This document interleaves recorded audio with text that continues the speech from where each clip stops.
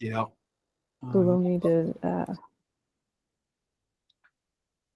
Okay. So in the bottom line, Yes. fourth or fifth option is sharing option. You mean the present now? Yeah, present now. Yeah, I think so. Yeah. you can try. Yeah, please. All right. I don't see that link on the present now. Oh, wait, I can do the window. Okay. Yeah. All right, I think we are good to go now. All right. Let now me just start the. Yes. We can see your screen now, sir. Okay, now I will just hand over. Yeah, very good afternoon, everybody. My name is Mir Masudul Haq. I'm a coordinator of this event along with the others. So for this event, I will hand over the mic to Mritika and Bhumika. Please carry on. Thank you so much.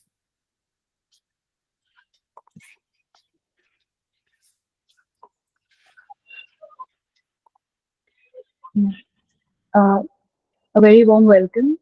Thank you for making time for this conference, and we can't wait to hear from you.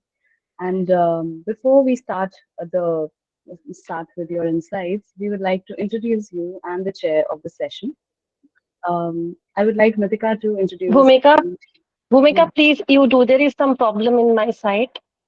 All right, Please do it. No issues. All right. Okay.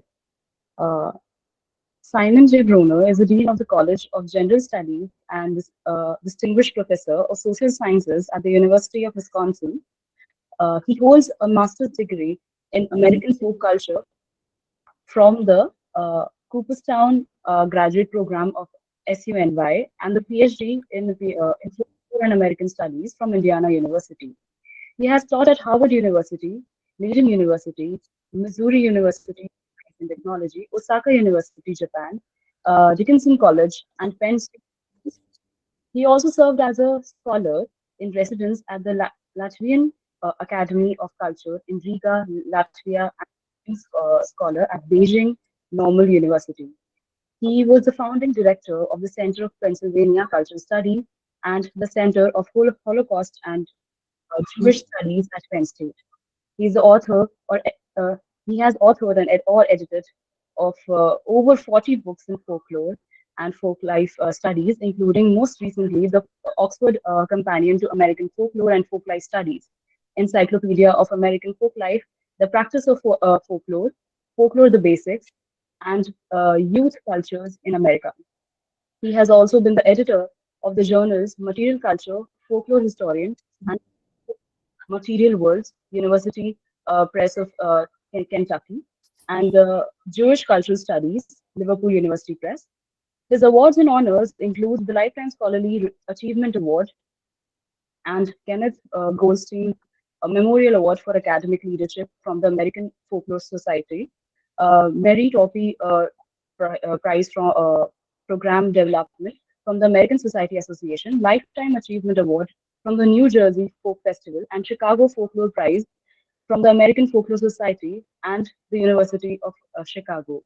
He has received fellowships and grants from Rockefeller Foundation, National Endowment and the Humanities, National Endowment for the Arts, and Pennsylvania Council on the Humanities. I got sweaty while introducing you. Done. Thank you so much for being here, sir. Now I'd like to introduce Semontee Mitra, ma'am. She is a lecturer of English and American Studies at the Pennsylvania State University, Harrisburg, where she received her PhD. She is an associate editor of Cultural Analysis, an interdisciplinary journal investigating expressive and everyday culture. She has served as the co-convener of the transnational Asia Pacific section of the American Folklore Society. She has published articles in the International Journal of Indic Religions, Journal of Media and Religion, Puralok Bharata, and Children's Folklore Review. Her current research focuses on Asian American life and culture, religion and festivals, folk traditions and folk narratives, popular culture, transnationalism, gender, Race and Diversity in America. We welcome you, ma'am. Thank you. Lastly, but definitely not the least, our chair for the session, Dr. Joly. Um, she is she here? Yeah, yeah. He is here. He's here. He's here. He's here. Dr. Joly has served as the head of the Center for Folk Culture at the School of Social Sciences, University of Hyderabad. With over 27 years of experience in academia, he has dedicated to teaching theatre, acting, and folklore at the university level. Notably, he was honored with the Fulbright Fellowship in Theatre Education at Illinois State University, USA, from September 2004 to March 2005, sponsored by IIE and USEFL. Blending theory for practice, Dr. Joly has contributed to both Hollywood and UK-based film productions, alongside directing over 16 major plays and participating in more than 60 theatre productions. Recognized for his outstanding contributions, he received the Young Artist Award in Theatre from the Ministry of Culture, Government of India in 1991. Additionally, he was granted the funding for postdoctoral fellowship from 1999 to 2000 at the Warburg Institute, University of London. His research interest, as the intersection of religion and theatrical practices, Dr. Joly's diverse expertise underscores his significant impact within the field of academia and performing arts. We welcome you, sir. I would like for him to take over the session now. I hope Yeah, you all thank you, enjoy. Bhumika. And good evening to all of you, and good morning to Simon and Semontee. Thank you for coming in early hours. And already Bhumika has told about Simon, but Simon is the hardest working man in folklore studies.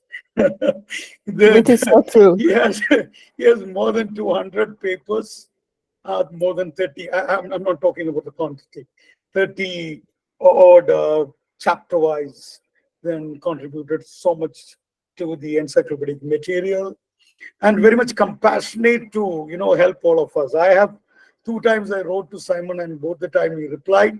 One time he has sent me a working copy of the folklore, the basics. So he may not remember because he's been in touch with many of the scholars. So more than a academic and a scholar, he is a wonderful organizer. So that's what matters a lot. And I'm sure that CFSR is also a group of wonderful organizers. So there is a worthy speaker and a set of wonderful organizers, and one of his own student, I suppose, Semontee, may be a student of yours, and she will be carrying forward the folklores, things. And it will cut across global, local, and of course, virtual. So I always relish listening to Simon's address, Convergences in the. Excuse me, sir, your audio got muted. Can you just please recheck? Oh, I'm sorry.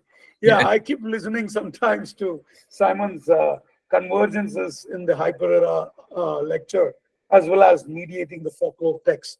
Both are available during the COVID days.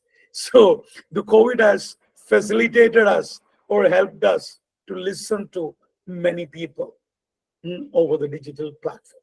So I'm not extending my words, and welcome you all. Welcome Simon and Semontee once again for this wonderful session to unravel. Thank you so much. I think Simon can take it up. Thank you so much. I'm sorry that reading my Vita takes a while and takes away from the address. Maybe it's a sign of my age, but that's one of the reasons why I'm thrilled to be addressing a conference of young folklorists, as I do believe in folklore.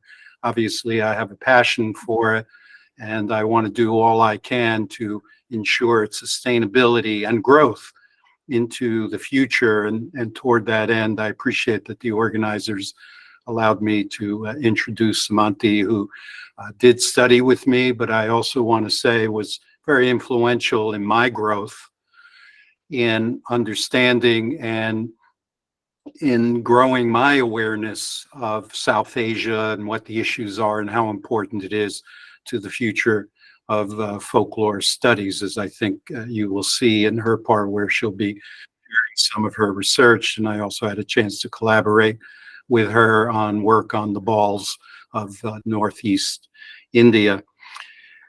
In addition, I appreciate that we can do this virtually. I do want to say that I've been anxious to go to South Asia. I've been invited there 3 times now, to Pakistan, Bangladesh, and to India for in-person sessions. And time, because of the extension of COVID, I could not do it, but I hope the opportunity will arise when we can all meet in person and exchange truly socially.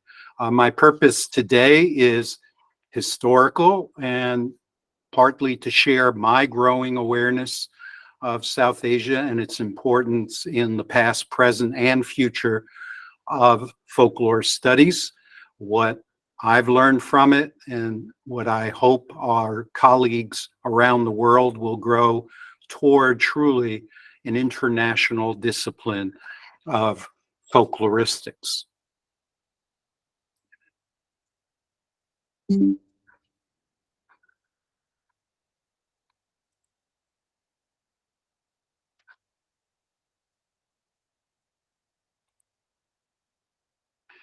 I want to begin with the idea of globalism, which is very much in the news now, but in fact goes back to the early days of folklore studies. However, those early days were European-centered and based, no doubt, in colonialism and imperialism. I'm sorry.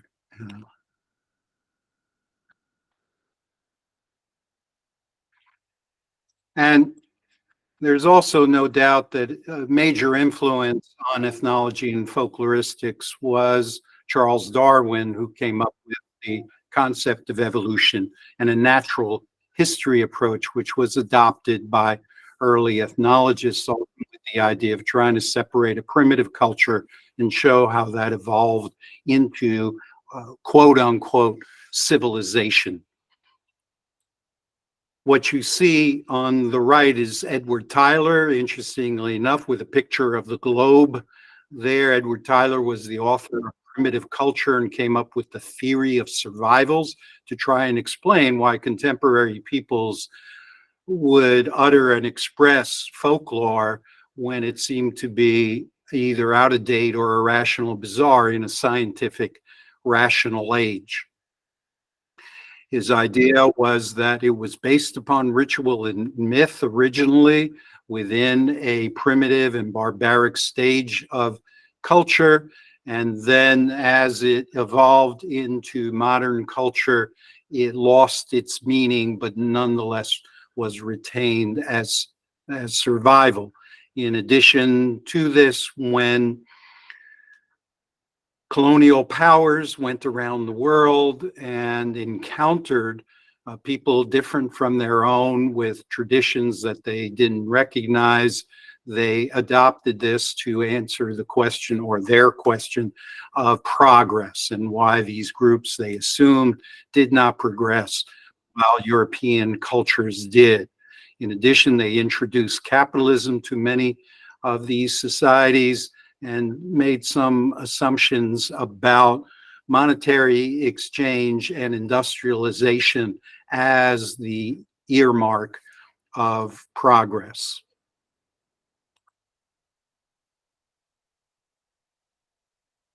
This translated not only to an understanding of orality and missionaries and military people, as well as some academics studying South Asian cultures in their oral traditions, and especially looking at their literature as a basis, they thought, for European literature, but also in material culture, which I want to emphasize because it gave them an opportunity to do material comparisons and adopt this natural history model, treating cultural items as specimens, literally.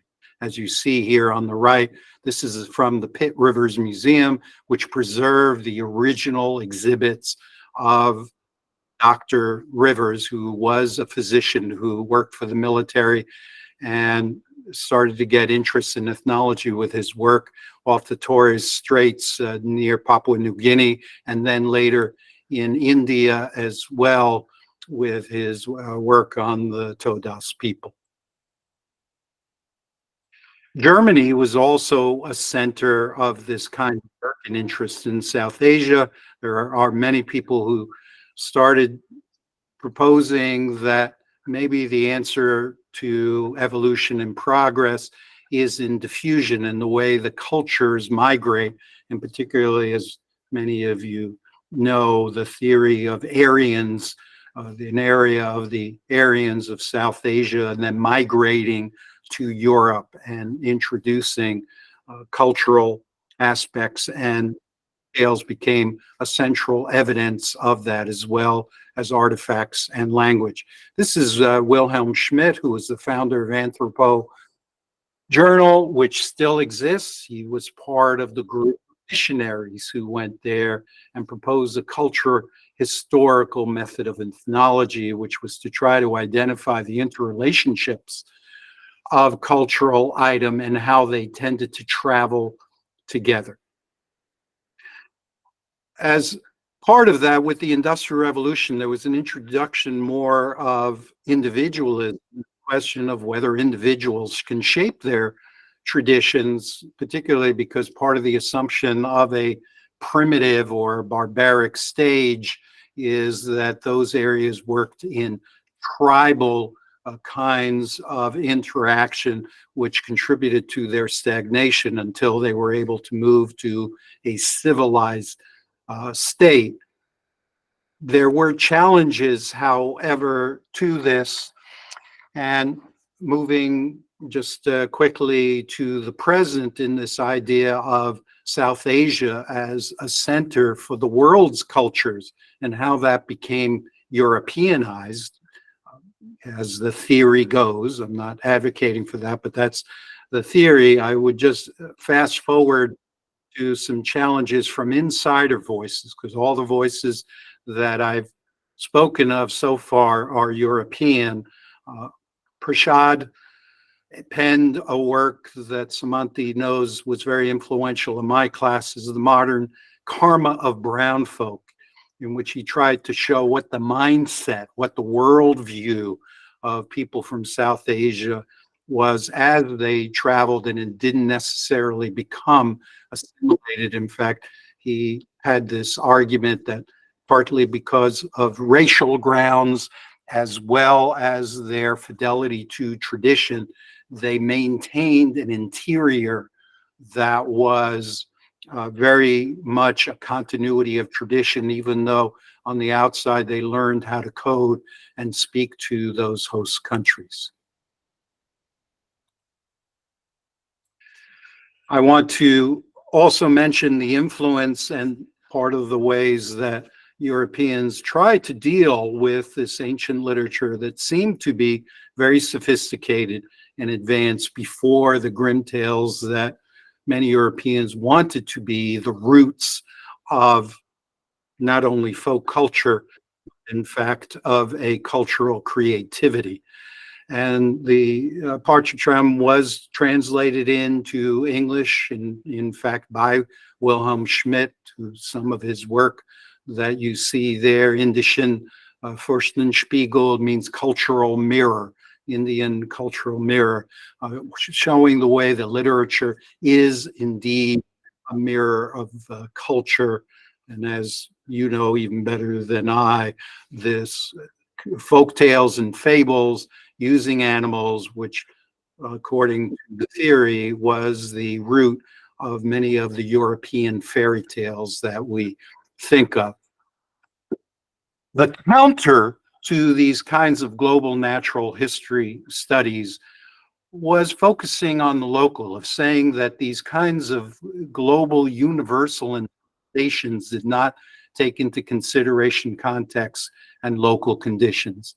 And toward that end, Franz Boas, who you see on the lower left, looked at the exhibits of W.H.R. Rivers that I showed you and said this comparison of just the specimens means that there are going to be functions that look similar but are not similar or have different reasons for being conducted within those cultures. And so he created exhibits for the Museum of Natural History, ironically, that you see above, that he called life dioramas, tried to show the relationship of objects to the lives of the people who use them.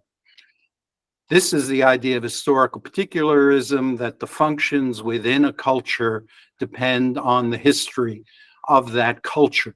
Adding to that was Bronislaw Malinowski, who found himself isolated in the Trobriand Islands, which is near Australia, during World War I. He's of Polish background and used that opportunity to truly study a culture in depth, and suggested that the different aspects of culture are integrated like a body, so that they have organic functions that then work together.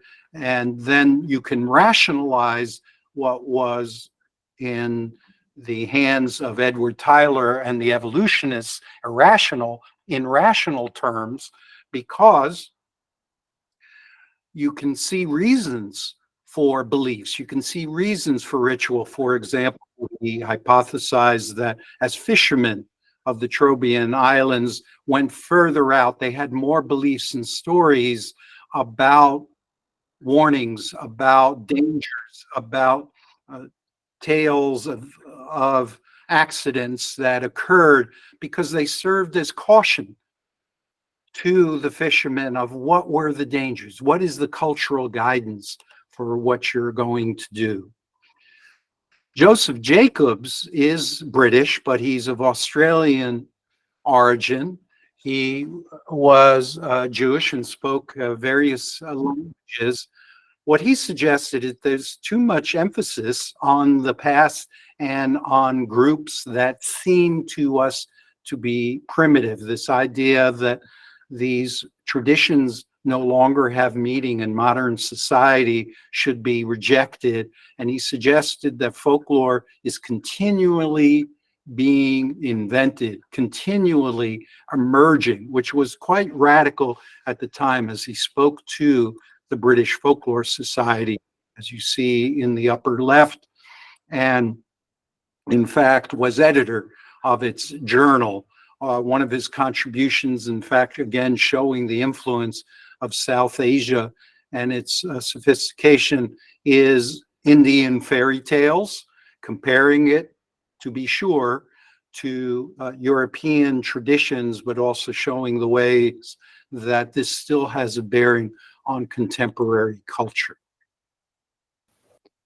Dr. Bronner, I quickly want to interrupt and let you know that we are still seeing the global slide. Oh, it's showing up on my screen. Let me see, Yeah. Yep, that's good.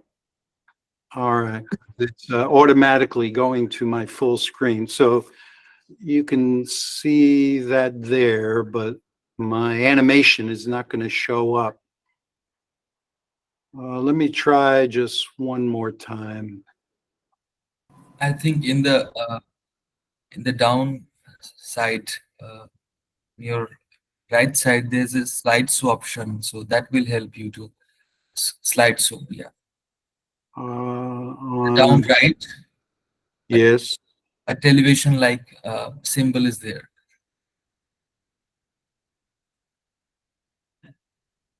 Or we can also help you out with that.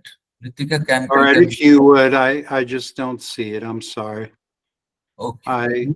You present it then. I have the window here.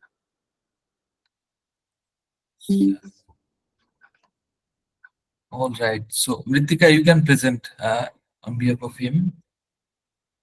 Can you? Or should I? Yeah, it's still showing my full screen. So if you can start that, and I can just run through the images very quickly, because I want to give time to Semontee.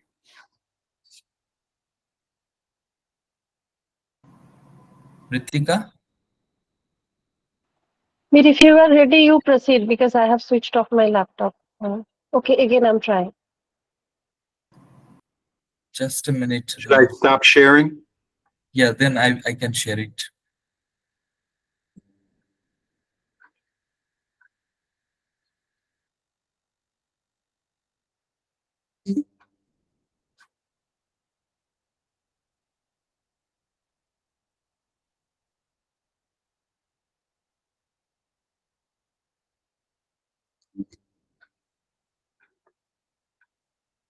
Let me know when you're ready.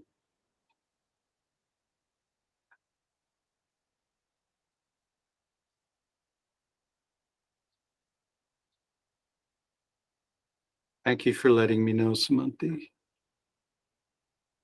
Sure, no problem. Just a minute.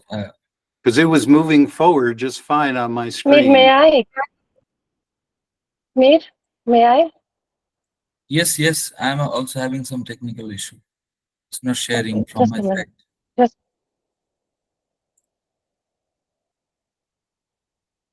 Is it visible? No, it's coming. Yeah. Ah, all right. And then can you start the slideshow?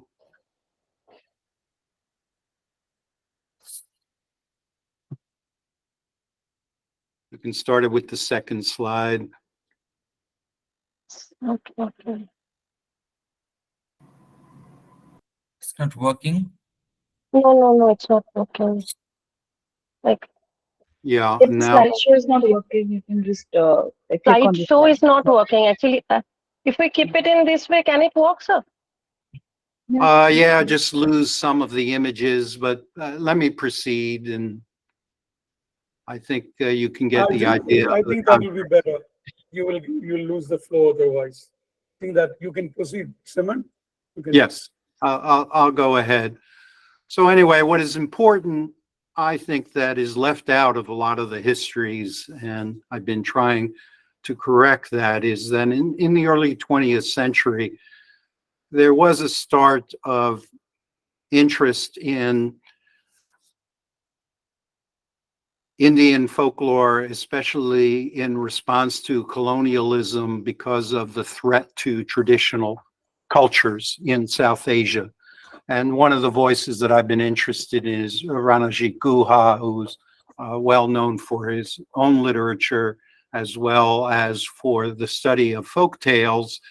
But I consider this ideological work because what he was facing, a context, if you can go back one slide. Yeah, I know he's up on the upper left there, is that he was facing what I call a vernacular movement or a vernacularization of India, with the idea of that because of the response to the people who I've mentioned, such as Rivers and others, there was a self-image that those cultures were backwards. They were not keeping up with progress. And a lot of the work done by insiders from India was ideologically showing that this kind of oral tradition, material tradition, indeed was creative, was artistic, and indeed was functional, even though there was this effort, I will say, toward vernacularization, which I'll talk more about. And there's a contemporary debate about that, and I'll be glad to hear some of your points of view on that. As part of that, because of industrialization, capitalism, and urbanization, part of the movement was a kind of salvage work of village life. And this is not only in South Asia, but elsewhere, that turned into heritagization. How do we incorporate villages in a global economy that is increasingly oriented toward urban or cosmopolitan life? And part of the answer was through this vehicle of heritage that has pros and cons. It was a vehicle to do more research and for tourism and for travel, but it also set up some conflicts about the sustainability of occupations. And I've written about some of this in collaboration with some Bangladesh scholars concerning the craft industry, for example, in South Asia, and how it's able to survive, but yet at the same time, its functions within the community change. Another shift is the rise of the small group, even smaller than the community, becoming situational. So part of the idea is that folklore will persist even more interiorly within small group situations that are framed to be places in which you can express folklore and enact a folkloric state of mind. And then that even went on to individuals who then, out of a sense of identity, which Semontee is going to pick up on, create their own traditions, consolidate them, and even mix and match them for an identity that's appropriate to them and their families.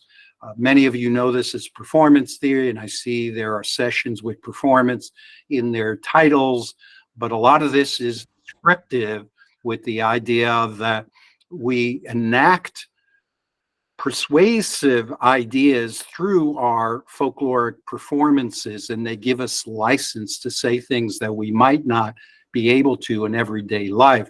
Practice theory is the larger frame, if you will, to talk about why do we behave the ways that we do.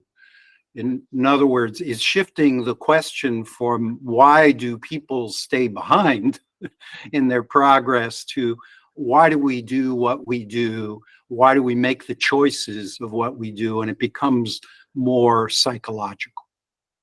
If you can go to the next slide. That's the virtual, which is the other part of what I was going to show. Unfortunately, hidden here are Can some I try memes. once more? Like, I fixed it up. I think I can try. All right, because there are memes of India that will Okay, all interest right, all you. right. Ritika, stop sharing. I think now I have figured it out. All right. Also, a quick point. I think the next slide is blank, the ones that I put up. So it should have been updated, but I don't know why it is not. But I just shared the link again with you. Oh, you're right. It is blank there. Yeah, it is Well, still blank. Yeah. I yeah. included 4 of my slides, and then it was supposed to be updated online. I emailed the link to the committee. All right.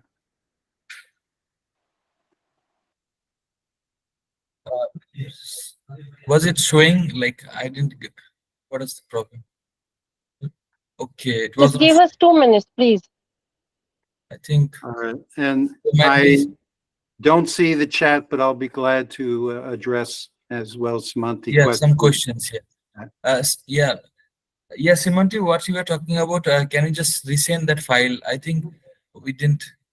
I did resend it. Yeah. If you look at the latest email that was sent this morning as a reminder, I shared the Just link. a second.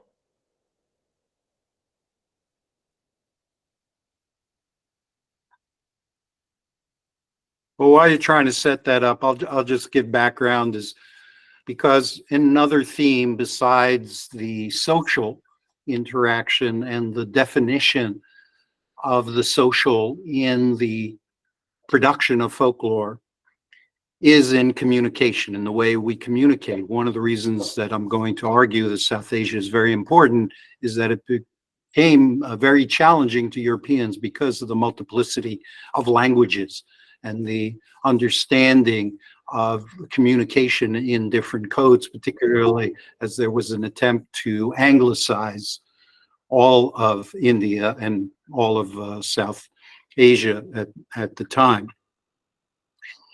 And that's one of the reasons why I'm so intrigued with the move toward virtual communication, because it disturbs a lot of our assumptions about social interaction, about situations, because it's disembodied, if you will.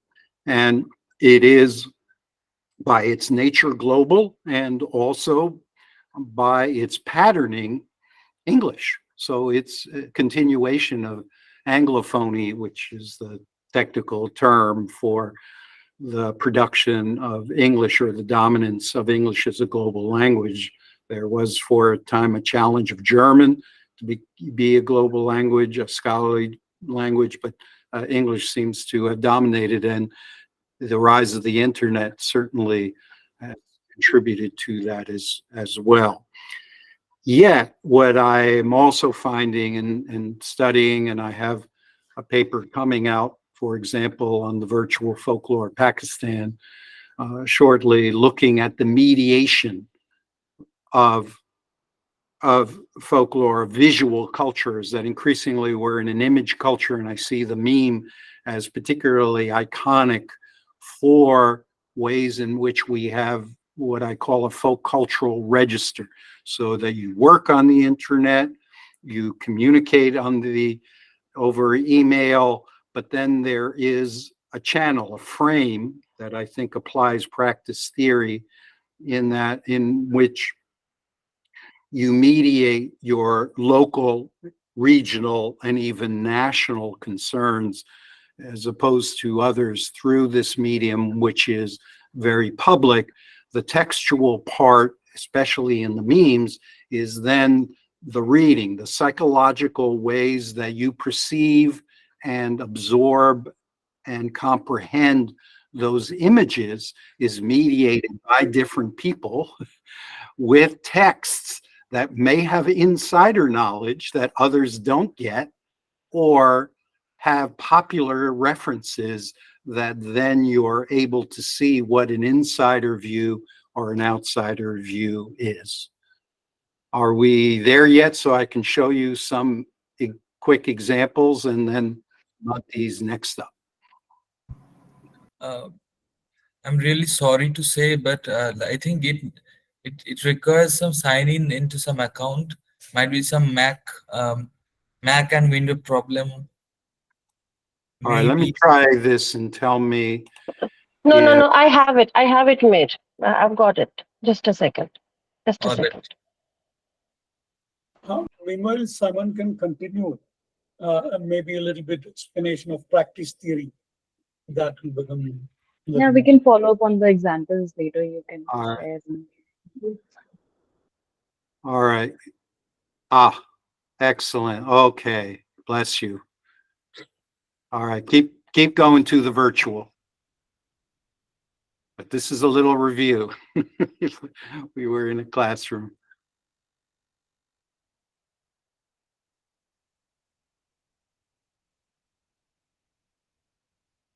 Okay, stop.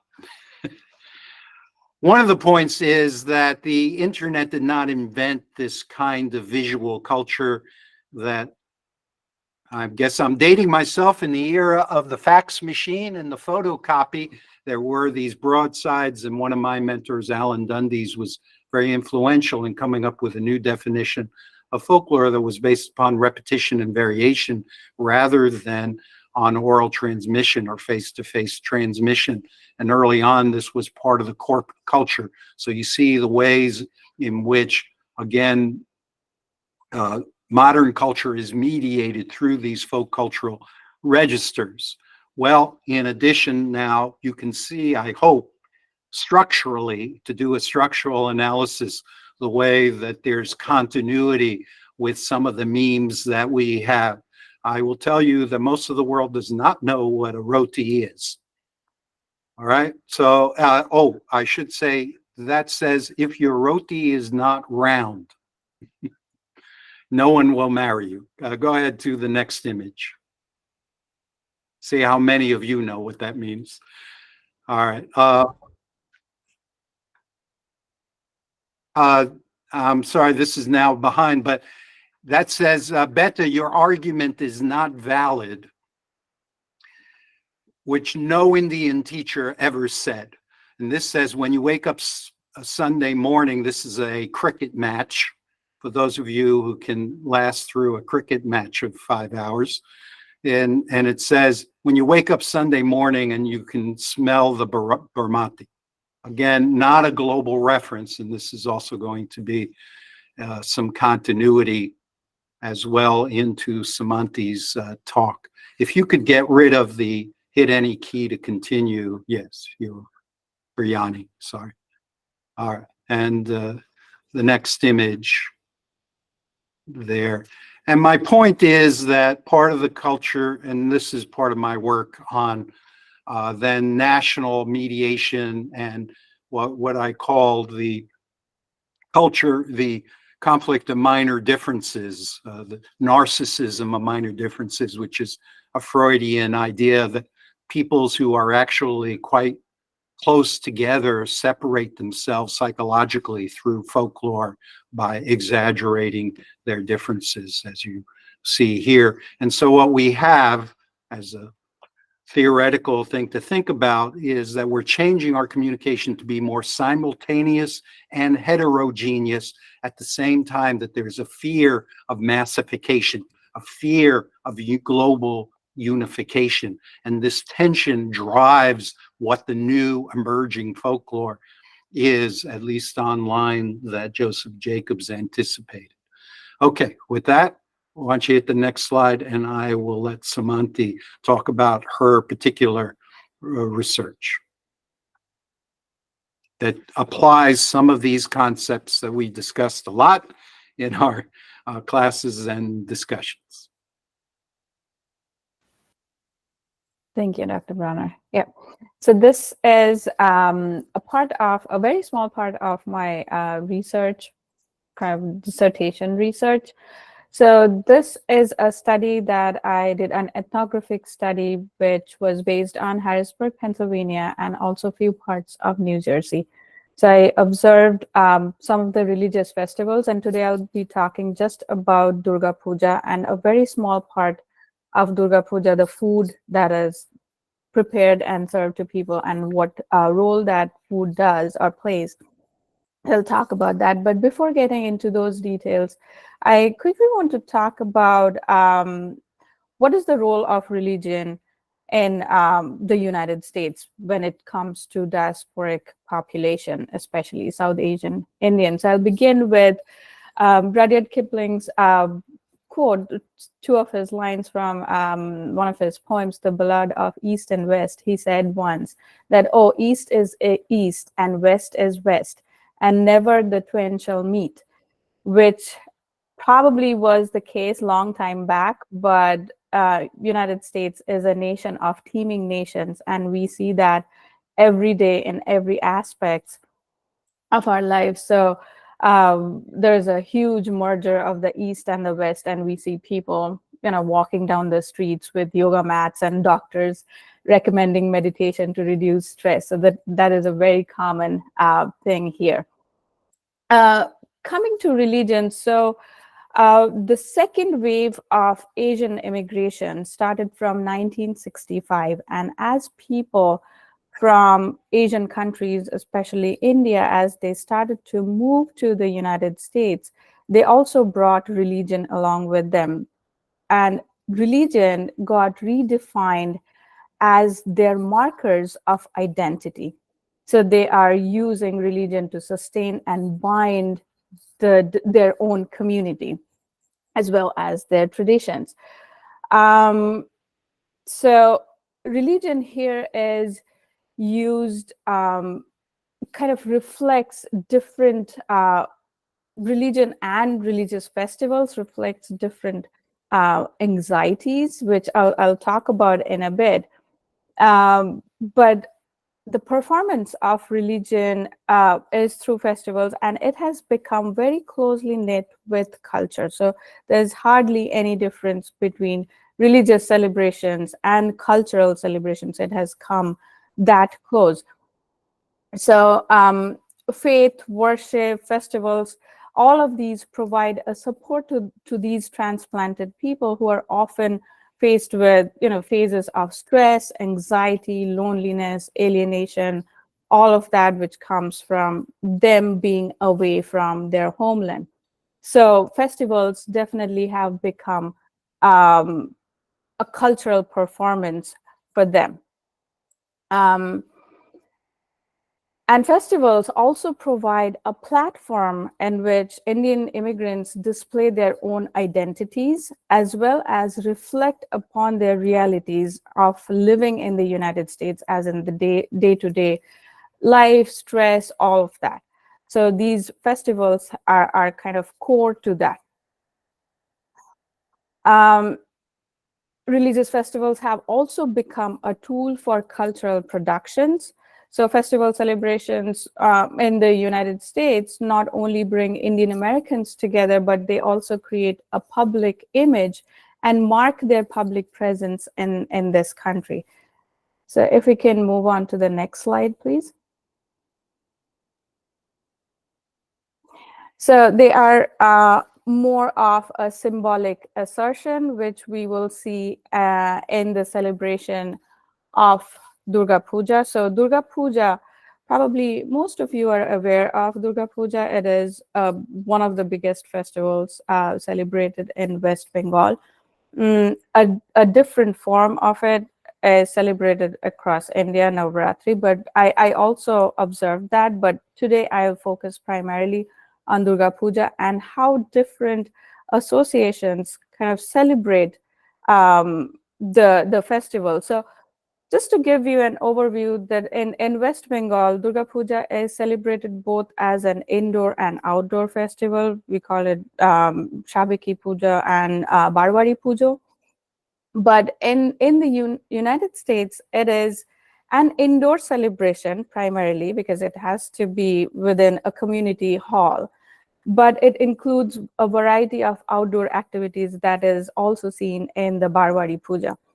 So what I observed is that this indoors, the way this festival is celebrated in the United States, there is an emergence of a new genre, a new type of an ancient festival, which is a third type, which is a mix of both indoor and outdoor, which has its own symbolism, its own meaning, its own significance, and it exists in the third space. And I'm using the term of Sandhya Shukla. This third space is basically created by the memories of India. So nostalgia, sentiment, all of that plays a part, and which is also very much influenced by the day-to-day life of the United States. So if you go to any of the festivals, especially Durga Puja, you'll constantly see that all the participants, all the Indian Americans participating in these festivals are constantly trying to be Indian while also becoming American. So that is constantly happening here. So that's why I call it a third space and a third genre, third type. If we can, so I also wanted to talk about the anxiety. So these festivals also reflect a variety of anxiety. The anxiety, the moment these Indians migrate to a different country, to a new country, to the United States, they suddenly becomes the keepers of their tradition. And with that comes a lot of anxiety. And the anxiety includes losing the culture with their American-born children. So they are constantly forcing their children to be a part of them. And that also becomes a reason for the second generation to drift away from the first generation. So there's a lot of psychological and social things happening here. And also there is an anxiety to hold on to that culture, to be authentic. And authentic is a term that comes up regularly, very frequently in all of these festivals that are celebrated here, because they try to make these festivals very, very authentic. But if you look at it, and if you have some insider's knowledge, but still you are being the outsider and you're observing the whole festival, you'll see how these festivals are not so authentic, because the way the festivals are celebrated, Durga Puja usually is a 5-day festival. It is concise, it is fit into a weekend, Friday, Saturday, Sunday. So we have Ashtami Puja, Navami Puja back to back. So all of it is done. And sometimes we even have Dashami before it actually is Dashami. So a lot of things changes. And in terms of rituals also, there is a lot of customization that happens. And all of that is based on what is convenient to all the people living here. So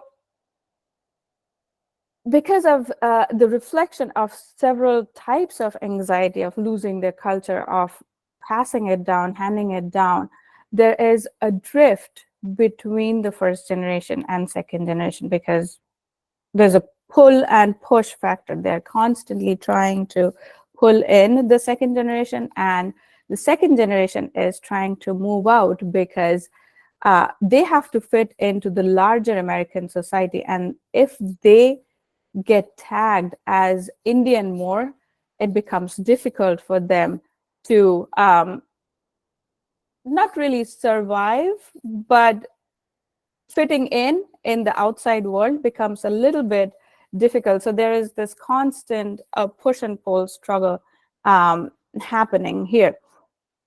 If we can move to the next slide, and I'll talk more about how this is reflected, the anxieties and the memories of first generation, as well as the drift of the second generation. So food, I specifically picked on food because through the use of food and the way the arrangement of food, the cooking of it, the serving of it, the eating of it, all of it, the conversation that goes along while preparing the food, it creates identity. At the same time, it creates an identity crisis. The identity creation is for the first generation, the ones who immigrated to the United States, and the identity crisis happens for the second generation who are born and brought up in the United States. So briefly talk about the first generation first, and then move on to the second generation. So for the first generation, food acts as a symbolic connection between their present world and definitely their homeland. So if you go to the kitchen, when everyone is cooking the food, preparing it, they're talking about all of that.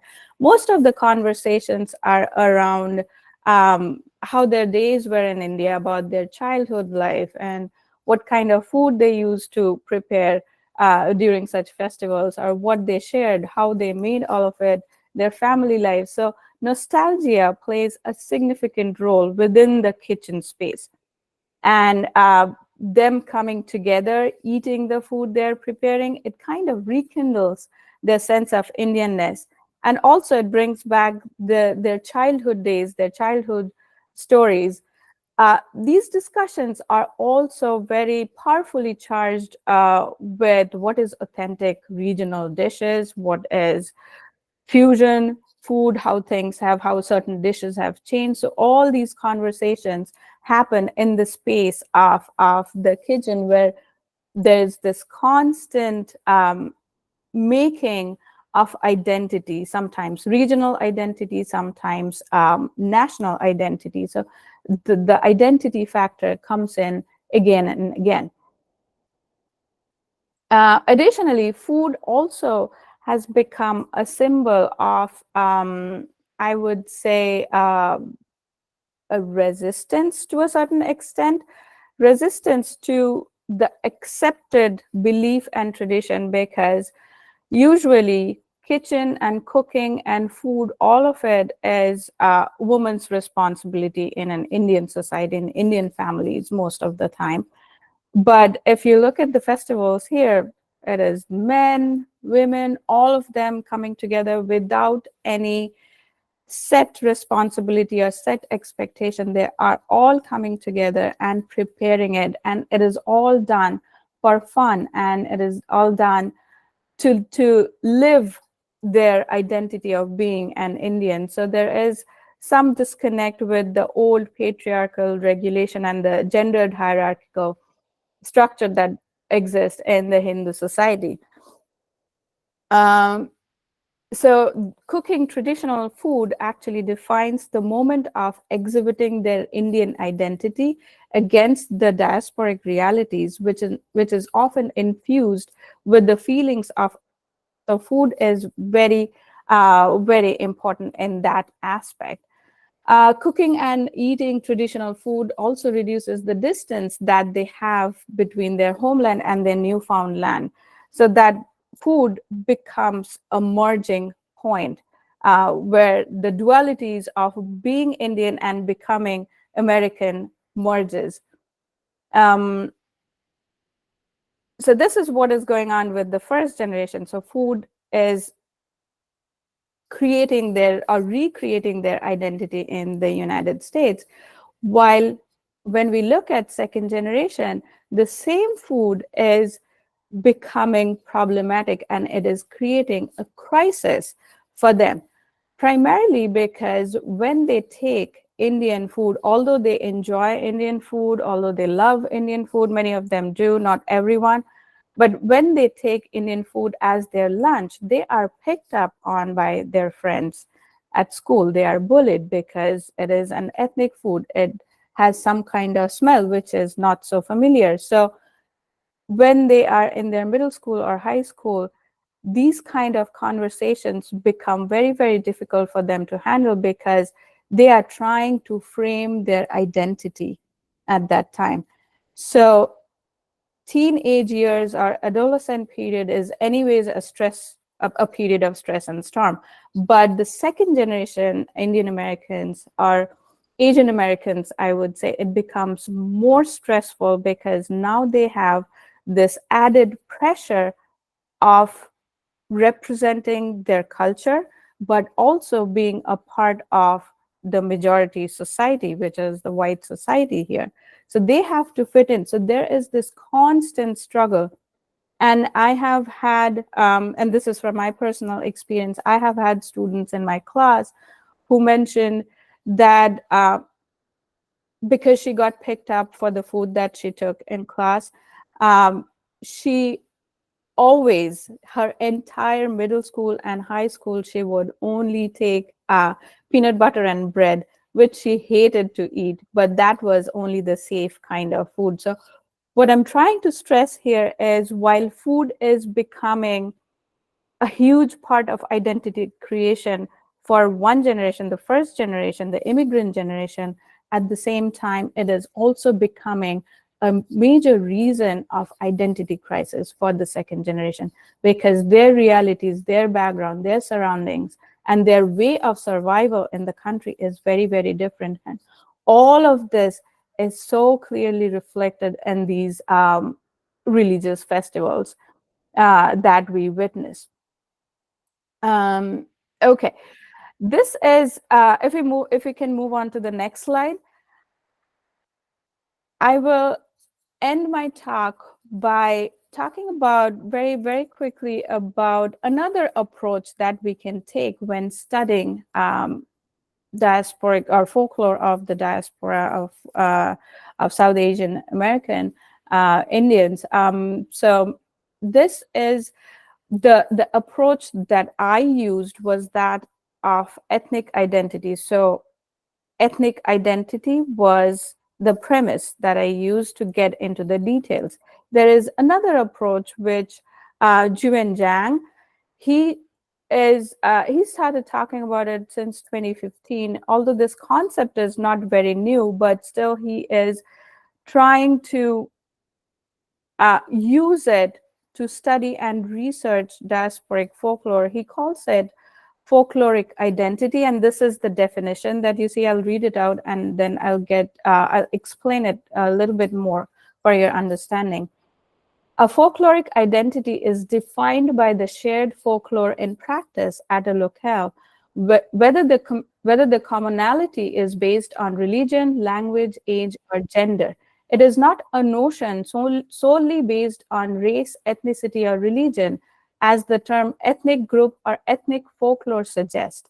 it addresses the key problem of changing social, territorial, and cultural reproduction of group identity, the concepts that transnationalism and ethnoscapes try to convey.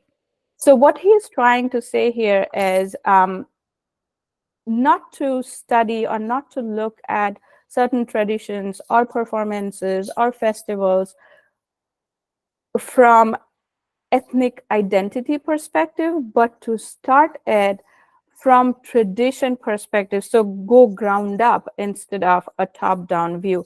Because the reason he provides is if we follow the ethnic identity approach, if we go from up top, then the chances of associating certain stereotypes, associating certain stigmas that go along with a certain ethnic group is very easy to get into and influence the readings and the collection and the documentation and the interpretation of it. So he is saying, instead of thinking of the ethnic identity first, why don't we think of just identity, just the tradition, just the performance first, and then from there on move on to, oh, is it represented by a certain ethnicity or a different one?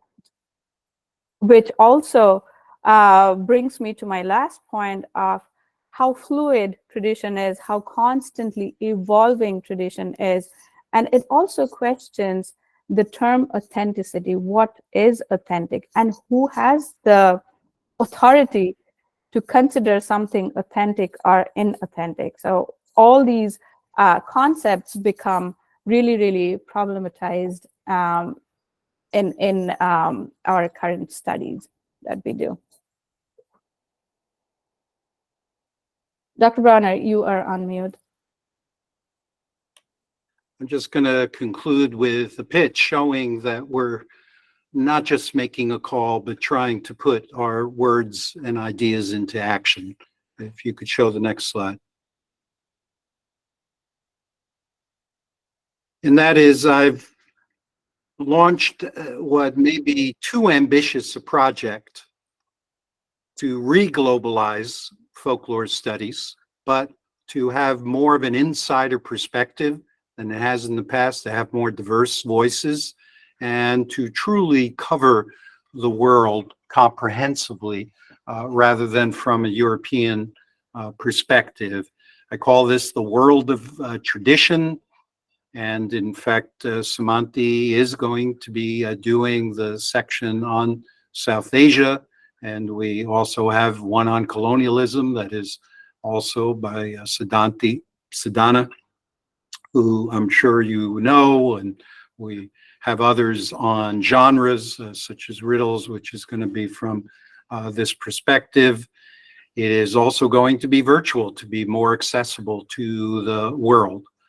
If some of you are interested, I still have a couple chapters that need to be filled, and I can tell you what those are, but I'm hoping this will be the new global perspective for the future as we try to correct some of the colonialism, the vernacularism, the primitivism that I referred to, and to address some of these newer perspectives and also new documentary methods to aid our analysis and your analysis, and indeed as young folklorists. And particularly, I do want to say, in light of what Semontee has studied as a native Indian person, and myself as an immigrant, in addition, is the effect of the re-diasporization of the world with transportation as well as communication revolution.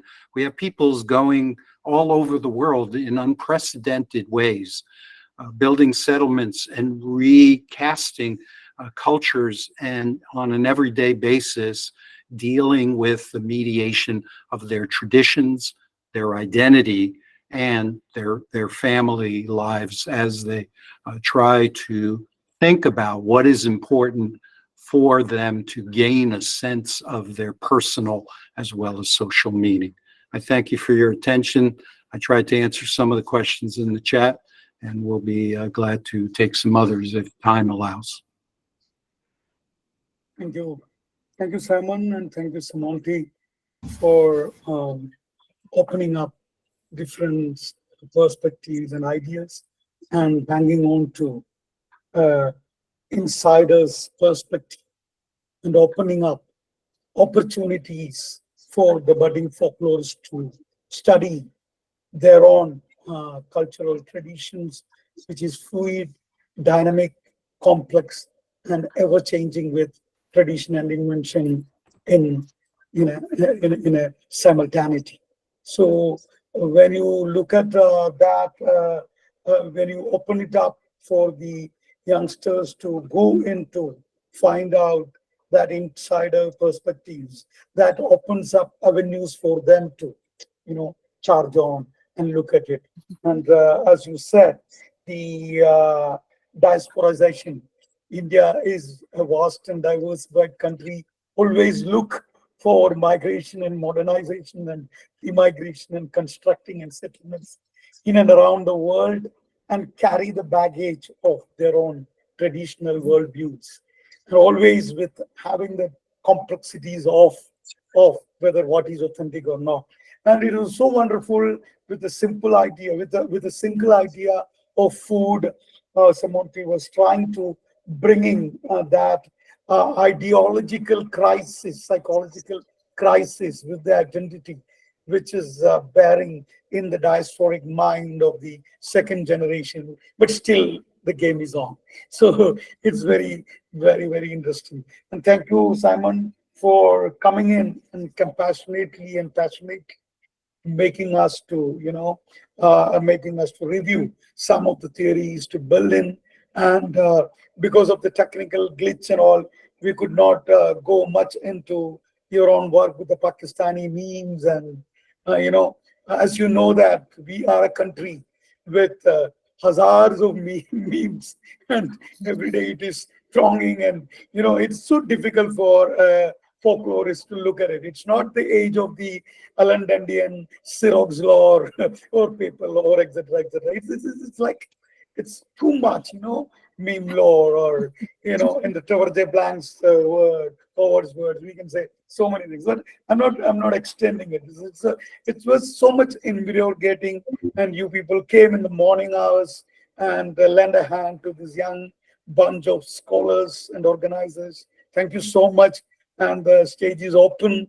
And as a person who really wanted to, it's not a question. If you have a little time, if you really try to say how methodologically practice theory can get into, or practice theory can invigorate a budding researcher in looking at some of the folkloric phenomena, it will be of nice. This is like a smaller thing. Or if you can give us an idea of what kind of a reading can be done, and to get into it. So thank you so much, and it's open. Thank you for that. I just want to quickly say that I'll be glad to share my email, and I'm a very public person. And as Dr. Puthussery mentioned, I do like to communicate to people around the world. And so feel free to follow up if we don't have time, or if you think of some things later. And I just want to mention one of the intriguing things to me, especially thinking of my career and my studies about South Asia, is that it is a context that challenges a lot of the notions that we had before. We didn't really get into the multiplicity of languages, but in answer to some of the questions about documentation, this has been a barrier and also very unusual. In Europe, we talk about people being bilingual and maybe trilingual. It's not unusual to have regions in which there are hundreds of languages just within that region. And that presents a kind of ethnographic challenge that I don't think others looked at. And the previous missionaries were just trying to make it all English, which was not the answer to get inside those cultures. So I think that's part of the reason when looking at inside perspectives who understand cultures through the communication within those languages, as well as the practices that occur there is going to be very important as we move on and mature as a discipline. You Semontee, you wanted to say something? Oh, You wanted- sure. So practice theory, I think this should be integral into looking at any kind of diasporic culture or festival or celebration or performance, because it directly reflects their surroundings, their lives, as well as what they bring in from their home country, their memories, their traditions, all of that. So it is a merger of the old world and the new world, and the practice theory, if applied properly and correctly, it helps to bring those things up and read in the right direction. Yeah, and part of the practice here, we talk about practice because we're looking at what people do and answering question of why they do it, but a lot of it is more psychological than folklore has been previously. It asks, what is the mindset? What is the idea that people have? What are the strategies they're trying to employ? I see that Nimishka Venkatasan, if I'm not mispronouncing the name, has a hand up. Yeah, the stage is open. I do understand it's not only the empirical observation, it's much more deeper. Not really the performance observation, is much more deeper. Anyway, if the stage is open, we can take some of the questions there. Somebody's raising the hand. Nimishka, she's been raising her hand. Yeah, you can ask your question. Professor Bronner, so nice to see you. Thank you. Thank you so much for that really insightful lecture. And also to Semontee, I think there are a lot of things that she said that resonated with me. I don't know if it's not exactly kind of like it's not a bone to pick, but I was just wondering, like in your recent article that you had written about the problematic vernacular, and you were actually aligning with the idea of folk religion, not so much the vernacular. And I was just wondering, even it's sort of a combined observation between what Semontee has been working on, like is with this idea of diasporic ritual and practice, vernacular practices might in some way be resonant in discussing these belief systems that have emerged from institutionalized origins, but don't continue to be so within a globalistic context. So I'm sorry, I'm just curious about it. I really enjoyed reading your article, by the way. Well, thank you. There's going to be another one because this is an active dialogue. I didn't have time to get into and probably can't go into too much detail, but what she's referring to, if you take a look at the Journal of Ethnology and Folkloristics, I wrote something called The Problematic Vernacular because I'm disturbed actually from my reading in South Asia about some of the references to vernacular. There was a Christian Vernacular Education Society that was convinced that they even referred to Hindus and Muslims as heathens, and they had to learn English and they had to become converted. And I just saw it as a loaded term. And when we use it, it may suggest an aesthetic. It may reflect a judgment that we should not be making of the people we study.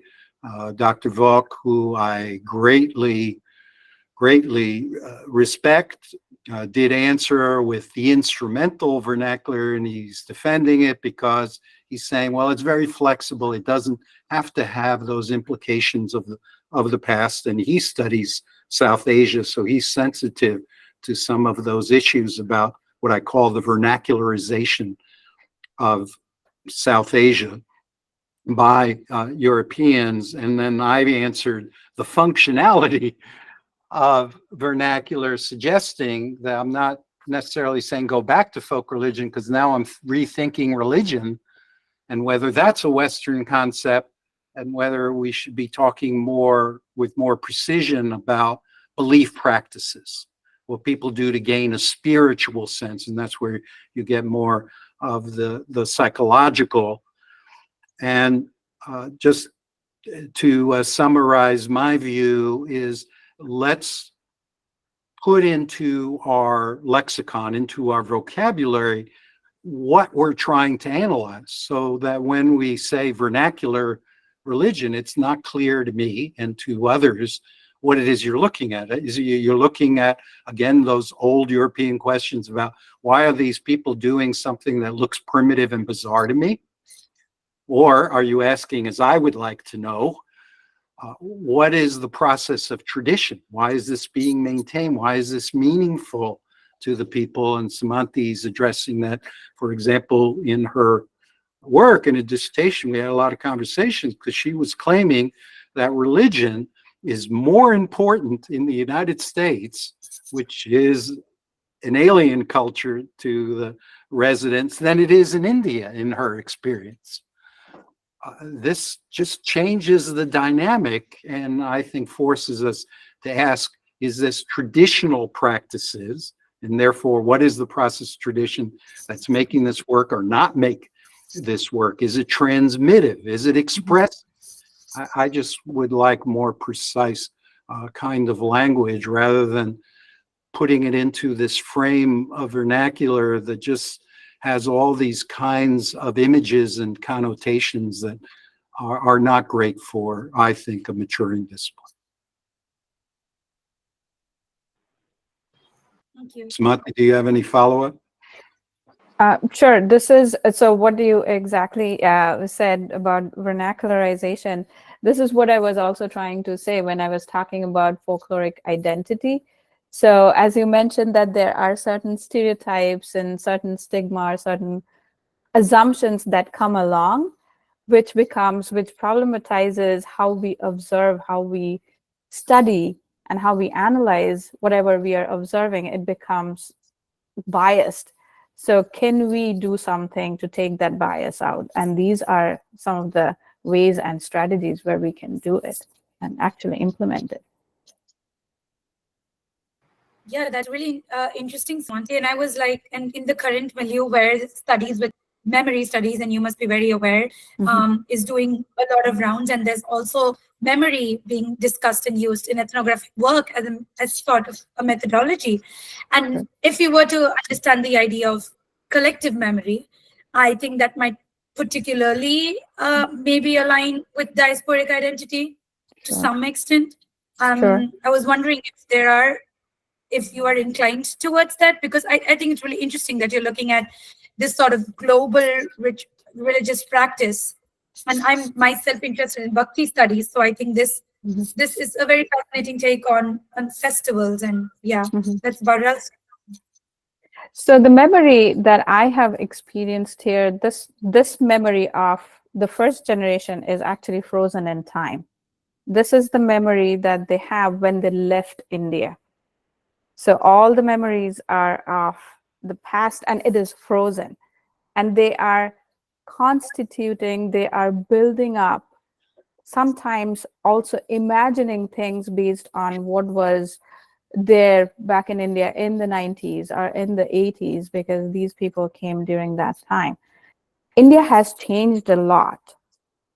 And those changes are not always associated with the memories that we have, which is, again, a very interesting avenue to look at, and how things are frozen and how they are trying to kind of bridge a gap between their memory, their India, and the India that is present, that is here right now. So that is also a struggle, I would say, for the first generation to match their thinking with the present India. So that is also becoming very, very interesting. I haven't gotten a chance to get deeper into that, but I feel this is a fantastic avenue to study. On the question about identity too, and the new generation, another discussion that Semontee and I had was about the students who come from different regions and different languages, of how they gain a common identity, whether this is a new culture or a new tradition. So I observed that at Penn State, for example, Joly and Joly Mhm. took on this pan-Indian Right. identity that Mhm. would not have been the case back in India, and whether this is a new kind of folklore, if Mhm. you will, of recreating, and this is what I'm talking about when I say functionality, that we mold tradition to some of our needs. There's still a Bengali association in Mhm. Harrisburg, but nonetheless, when the students get together in order to feel this sense of identity, they're really recreating or creating anew their own traditions. Sure. I So might much. suggest too, you asked Dr. Puthussery about some sources. A brand new one that I've been reading that was in my response to Dr. Valk that I will recommend. There's one called The Vernacular in South Asia, 3 essays by Hans Harder and a couple other people. They're not edited. It's 3 essays on the integration of language, religion, and folklore that I think will spark quite a bit of conversation. Thank you so much.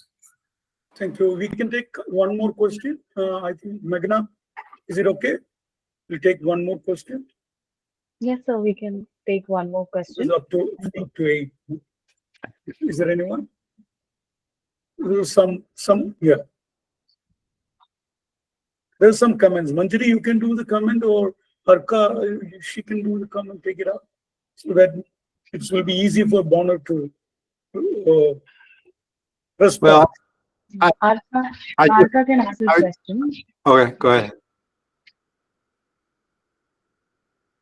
Because I wanted to comment on Rajiv Baski's comment about Yeah, sure, saving sure. one's own culture. That is true, that again, we face our own dilemmas about what we're going to define as our culture, as it seems we get more of a mass global culture. So we create our own folk cultural registers. But however, there's another question that I think is more philosophical. So it's not just about ourselves, and that is, what is the role of tradition in a modernizing society? Because for years, part of the idea of the evolutionists was that tradition is going to be displaced. And industry and science are signs of rationality and progress, but tradition is still here with us. I mean, some of them are gone, but it's still with us. So again, it suggests psychologically, why does tradition work? Why is it still here? Why is it still evolving and being recreated, so that we can understand those dynamics and those operations? I don't know that I have all the answers. A lot of my articles specifically address those kinds of questions. Why do we insert traditions in places that often are surprising, whether that's on the internet, which people thought would be free of folklore, on television, and in our suburban pre-constructed homes. So I just want to say that, and that gets, I think, part of the significance of folklore and folklorists is to answer that question philosophically, that you could be the ones to be telling our new generations, what is the philosophy of tradition? Because I see a change from the previous philosophy, which was a scientific mindset that all science is good. This is what we need to know, without really appreciating the role of culture in our learning and in our well-being. Hope that didn't sound like a preacher, but Yeah, thank you, Bronner. Thank you, Bronner. Oh, Mazdul, I think, thank you so much. I think you had a very long day for lots of presentations, and still our 2 eminent people are waiting. So please, I think we can wind it up. Thank you so much on behalf of the chair. I would like to thank both of you, and thank you so much for the participants, more than 80 people. Stay back and listen, and I think it is a wonderful day, and I wish you a wonderful day. And I think I will hand over my thing to Mazdul. He may be able to tell a couple of things before we wind. Yes.